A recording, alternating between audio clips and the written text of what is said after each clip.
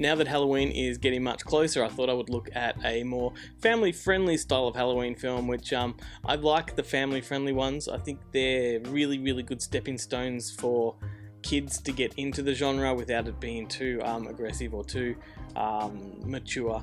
And there's so many wonderful films that revolve around Halloween. You've got Nightmare Before Christmas, you've got Hocus Pocus, you've got Watcher in the Woods, Something Wicked This Way Comes. The list is endless, but one of my all-time favorites is Ernest Scared Stupid. To say that I'm an Ernest fan is a massive understatement. I fucking adore this character. I love Jim Varney. I love the movies. I grew up on them. I've invested a lot of time into them. My office is plastered with Ernest posters. I like to think that Ernest is a part of my life. And I know that sounds really fucking strange, but I'll explain. So the movie itself is the fourth official Ernest film from Disney's Touchstone / Buena Vista subdivision. They started with Ernest Goes to Camp, then they had Ernest Saves Christmas, Ernest Goes to Jail, and then Ernest Scared Stupid. And before that, there was actually a movie called Dr. Otto and the Riddle of the Gloom Beam, which is this weird experimental family film that Ernest first appeared in.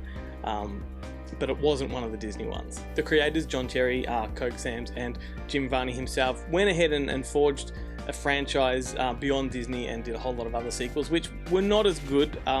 No one would say they were, but they're still a lot of fun. But those Disney ones, those first 4 Disney ones, there's something about them. They're texturally good, kind of in the same way that Pee Wee Herman was. And back in the 80s, Pee Wee and Ernest were kind of like rivals. A lot of kids either liked one or the other. I personally adored both. So the basic premise is really simple. Ernest P Worrell, that lovable doofus, accidentally unleashes an ancient troll, a few ancient trolls, on his hometown, and they run amok looking for children. And of course, the neighborhood kids team up with Ernest and they must defeat the troll. It's dumb and it's stupid, but classic Halloween. It's soundstage, it's fog, it's wooden sets, it's, you know, styrofoam graves, all that kind of stuff. Very, very cool shit.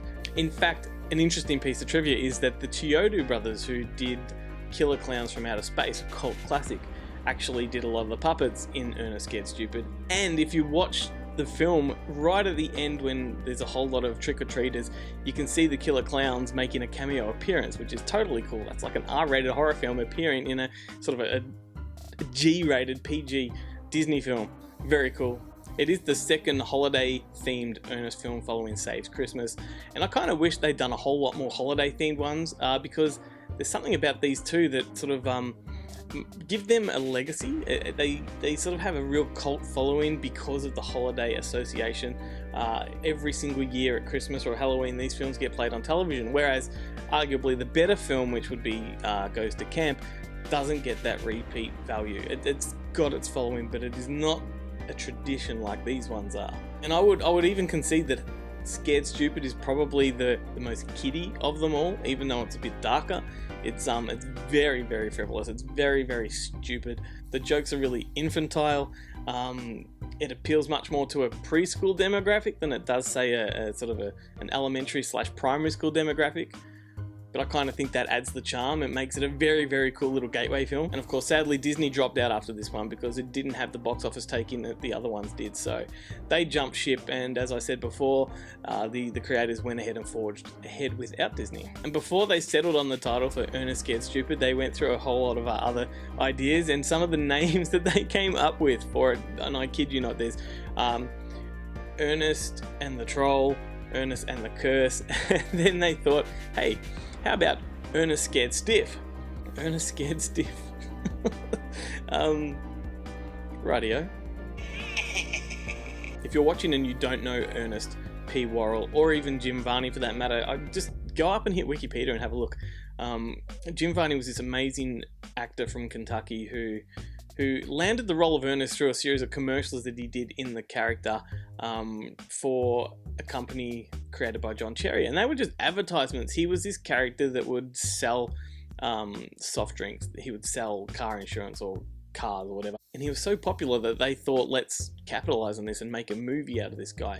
And the movie took off, and he got his own TV show called Hey Vern, It's Ernest, which is a fantastic show. It's almost groundbreaking. It's very, very ahead of its time, and incredibly satirical.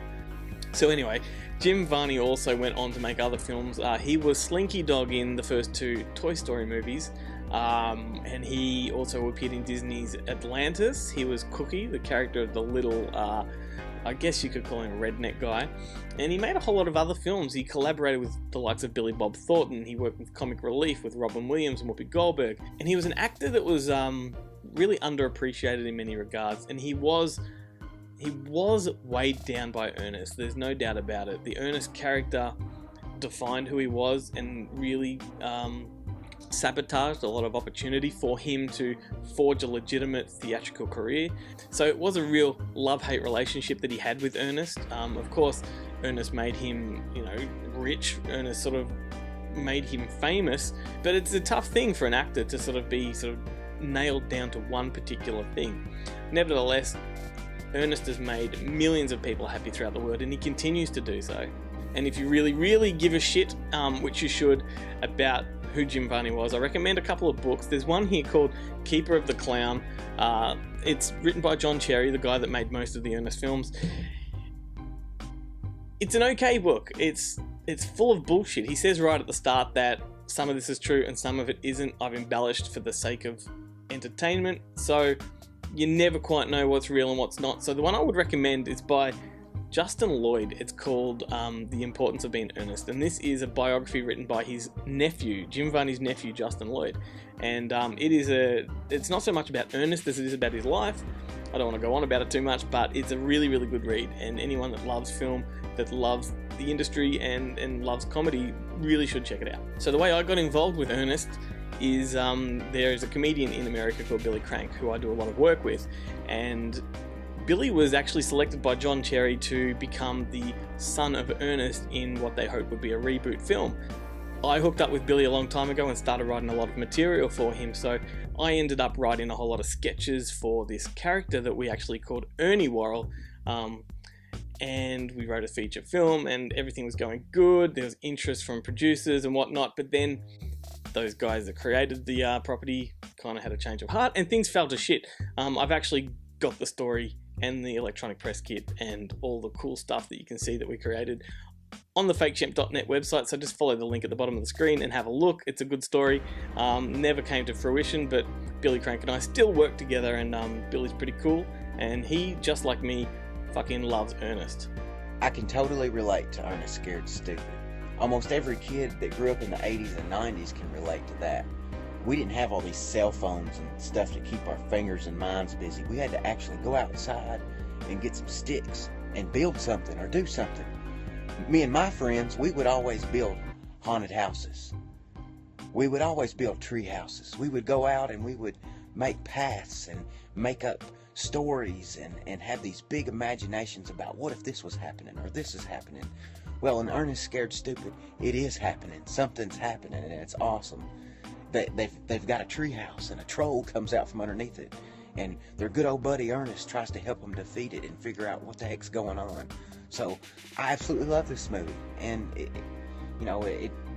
it's a special kind of movie that you've watched with a family member or a sibling and enjoyed watching it, and you had a good time actually sitting there instead of doing something else with the social media or the book face or whatever, So I absolutely love Ernest Scared Stupid, and I think everybody that watches it for the first time even, you're gonna love it.